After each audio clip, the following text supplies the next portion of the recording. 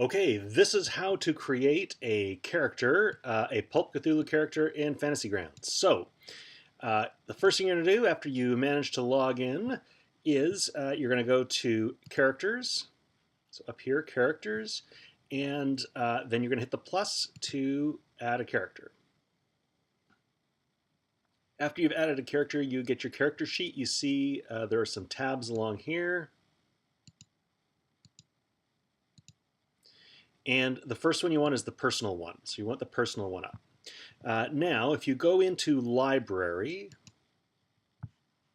you see you have all these references here.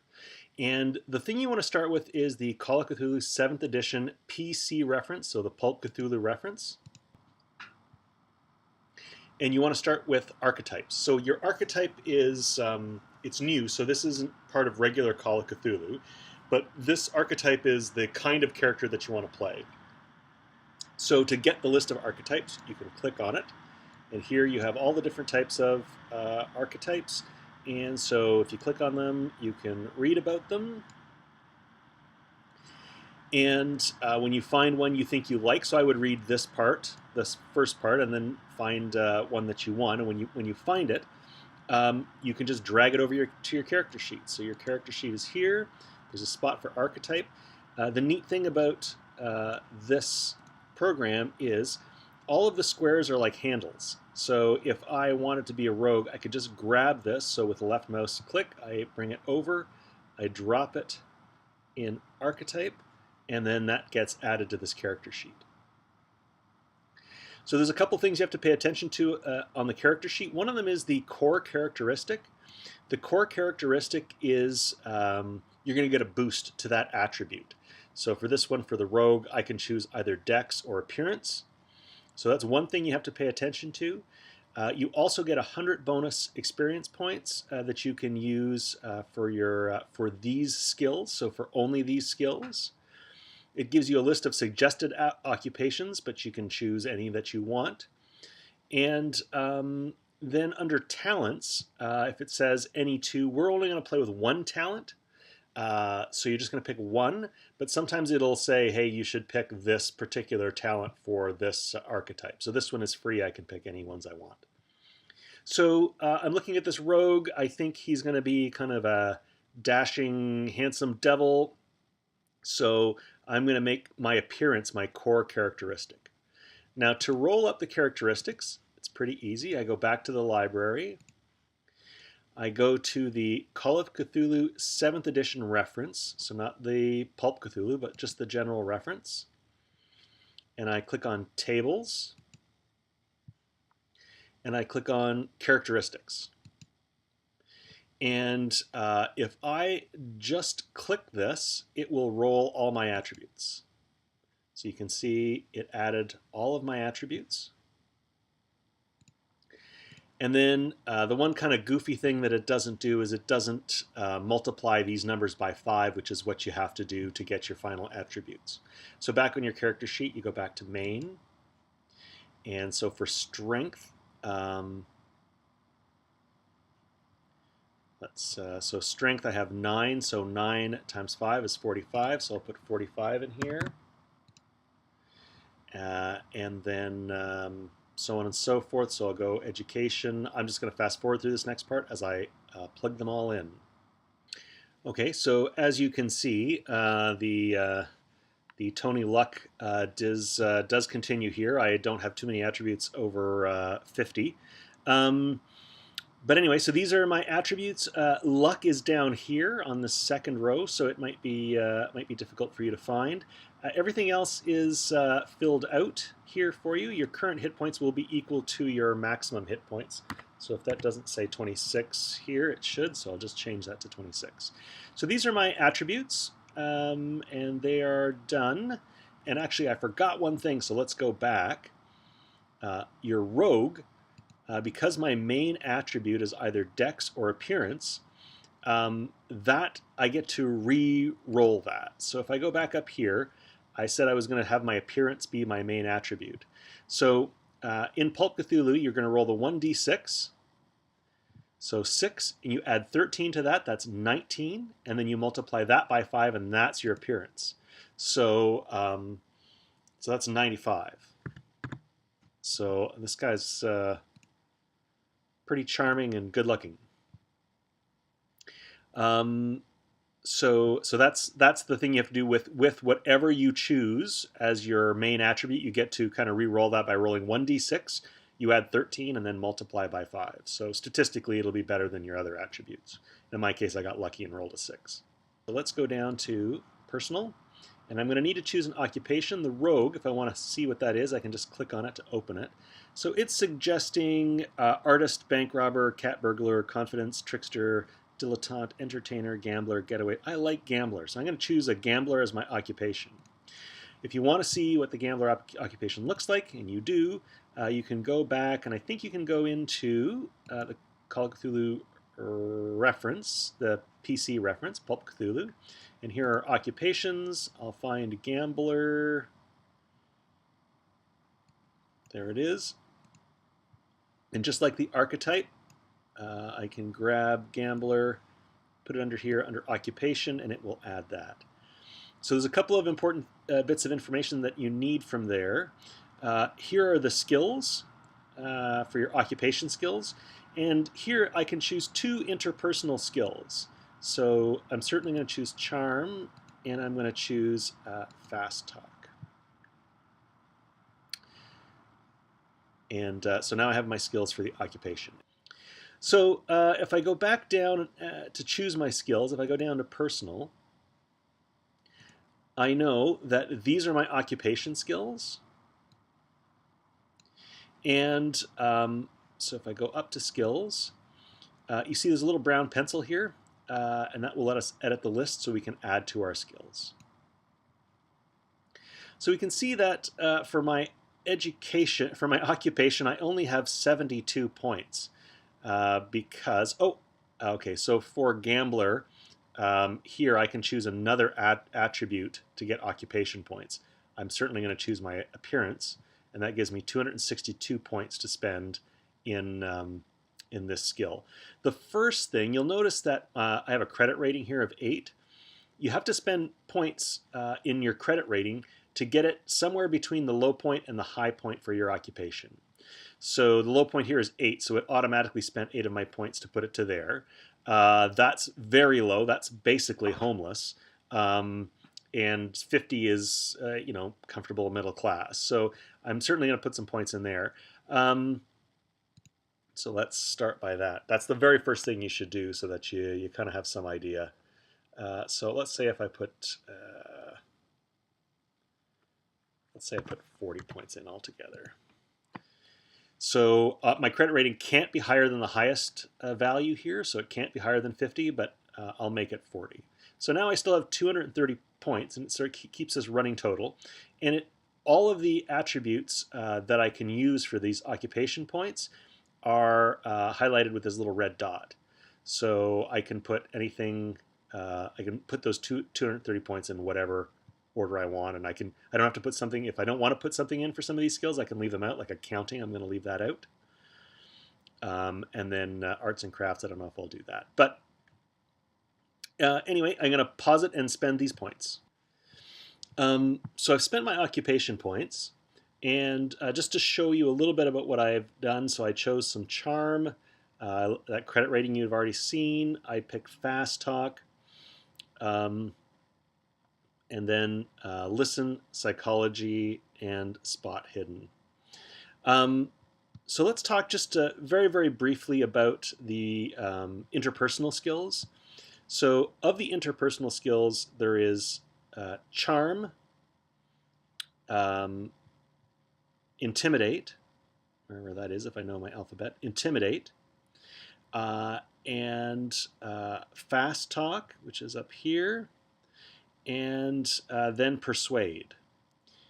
And I would focus on one of those 4, specifically charm, intimidate, and persuade, and just put points into the one that you think you're going to use most as a player. So what's your character most likely to do to try to convince somebody to do something or get some information from people?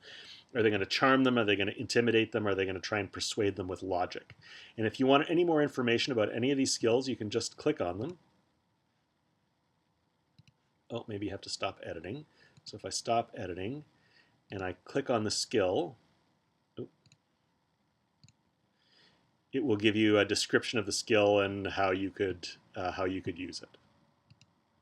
So I'll go back into editing. So now I have personal points, and I can use those for any skill that I want at all.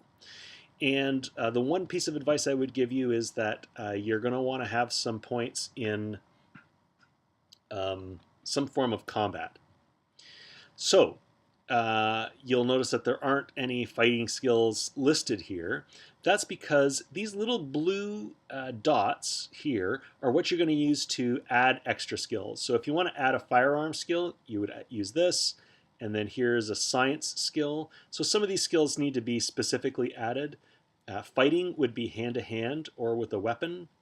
Then you can add a specific arts and crafts or a language if you know a second language. So I'm going to this fellow here. Let's say he'll be pretty good with pistols. So I'm going to add a firearm skill, and if I go down, it's alphabetical now, and I can see here's firearms.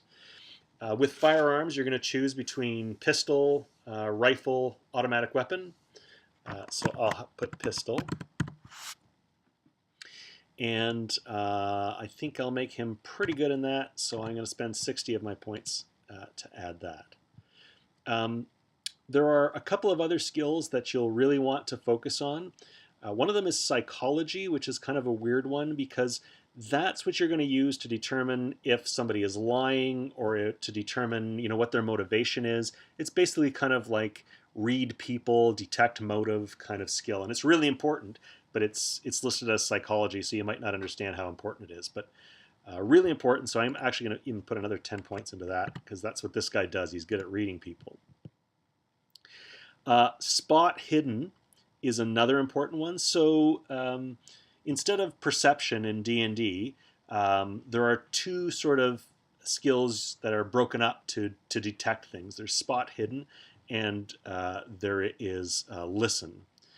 So if something is sneaking up behind you, you're going to want to have a listen roll so that you can hear it. And then spot hidden is, do you see the little piece of paper that's sticking out of the flue of the chimney, or do you see the ghoul that is hiding in the bushes ahead of you, that sort of thing. So those are two more really important ones, and 45 is a little low for me for that, so I'm going to give them another 20 points in that. And we'll go another 10 points in this and listen. I have pistol skill. What else would I really want to have? First aid might be handy for somebody to have.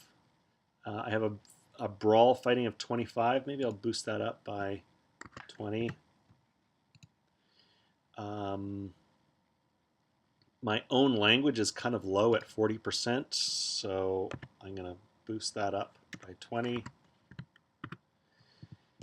And I don't know, give myself 10 points and jump.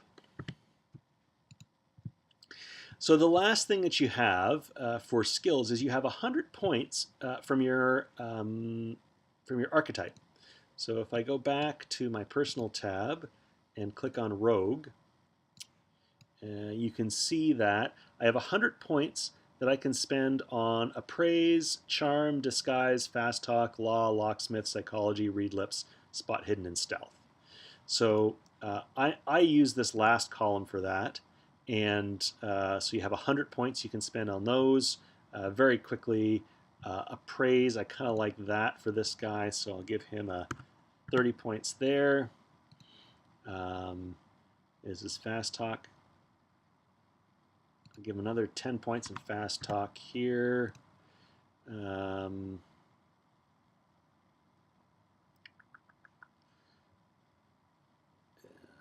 What's spot hidden? How high is that? 65, that's pretty good. Stealth, okay, well 20 for stealth is kind of low, so I'll put 30 points in that. And I have 30 points left. And just in the interest of getting this done quickly, maybe I'll put it into locksmith so this guy can pick locks.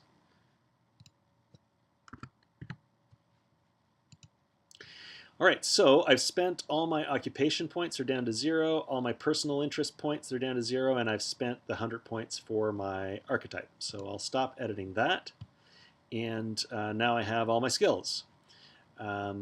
So I have all of this, all of this. If I go down to cash and assets, so that's where your credit rating comes into play. So if you go to, the easiest way to find it, if you go into the library, if you go into Call of Cthulhu 7th edition, and you open the reference manual. The reference manual is basically the entire book. So if I click on that, it gives me all the chapters.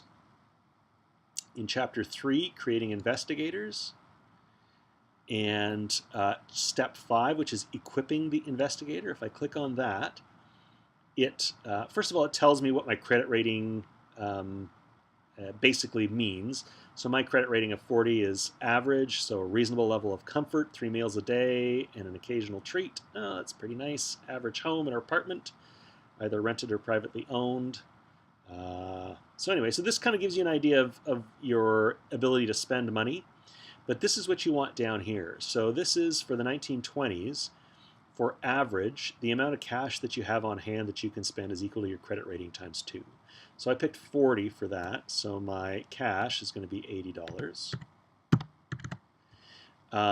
My spending level. So the spending level is how much you can spend and not even think about it. So this is kind of if you go to a restaurant or if you stay in a cheap hotel and it doesn't come to more than $10, you don't have to take that off of your cash. You can just spend that in a given day. And if you start to go over that, then you have to dip into your cash. And your assets so this would be 50 times that, so that would be $2,000. So you don't actually have $2,000 readily on hand, but you have assets that are worth that. So maybe you have a car that you own, maybe you have a house, and so on. So you should just have that. The most important thing is the spending level and the cash on hand. Okay, so that's that. Now if I go to these things here, these 4 are the 4 that you should try to pick something for. And basically this is what you're going to use to get back sanity. So they're kind of your touchstones with reality. And so a strong ideology is what you're going to, maybe you use that to come back and to regain sanity at the end of an adventure, or significant people, spending time with those people or at your location, or just enjoying your treasured possession. So there are tables that you can use for that if you want to roll or just to get inspiration. And to find that, you're going to go to your COC 7E reference. You can click on tables. And here are all the, so here's ideological beliefs.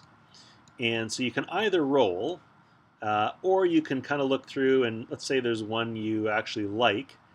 You can just grab it and drag it over and drop it in there, and it goes in there, and then you can modify it afterwards.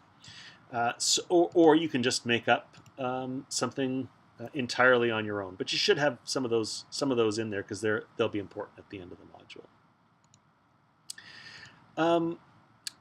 The second last thing you have to do is pick a talent. So these are new to Pulp Cthulhu, and to see what they are, you're going to go into your Cthulhu reference, and I'll just show you in the archetypes. Sometimes they will suggest a specific talent.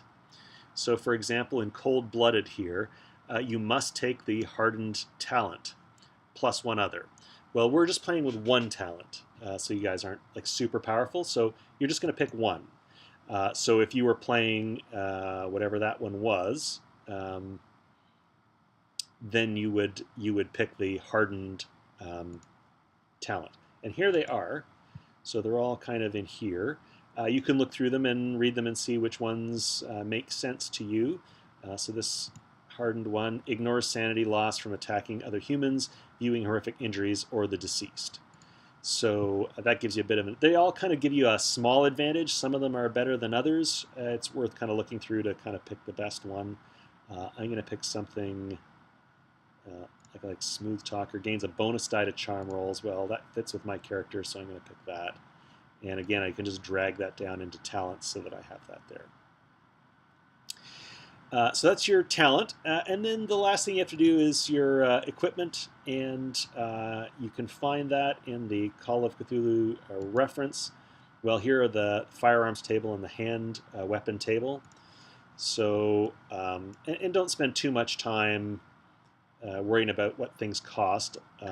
You can just pick a weapon and put it in there. So he'll even take a nice big magnum there and put that in there. If you want to know the costs of things, again, you can go into Call of Cthulhu 7e, and you go into the reference manual, click on the manual, and if you go to the appendices, there is equipment list 1920s that has all the stuff, including weapons and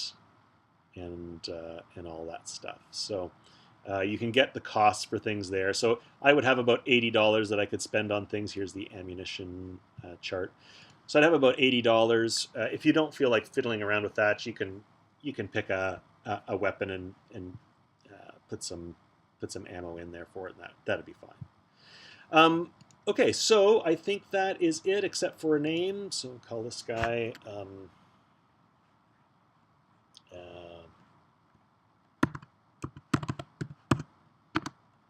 Reggie Farnsworth.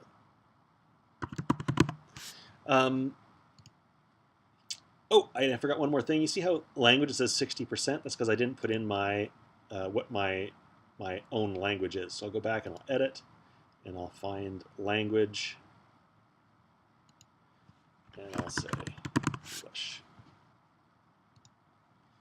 And then when I go back, it's there. And you see, you have I have my weapon now. My magnum is there, as well as my brawl roll, and that's it. So you've made up your character. That's all there is to it. If you have any questions, just let me know.